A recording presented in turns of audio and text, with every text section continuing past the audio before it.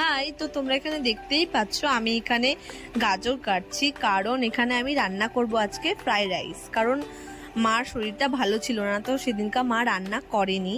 তো আমার ছুটি ছিল কাজ, তো আমি ভাবলাম সেদিন আমিই রান্না করব। আর মার প্রচণ্ড জ্বর ছিল, তো রাত্রেবেলা আমি বসে বসে এই সবজিগুলো কাটছিলাম ফ্রাইড রাইস করার জন্য। গাজর আর হচ্ছে ক্যাপসিকাম আর মটরশুঁটি তো এমনিই ছিল। তো তারপর হচ্ছে আমি মাংসটাকে ভালো মতন ধুয়ে মানে রান্না করছিলাম। আর মা বললো হচ্ছে চালগুলা ভিজায় রাখ, তাহলে ভালো হবে।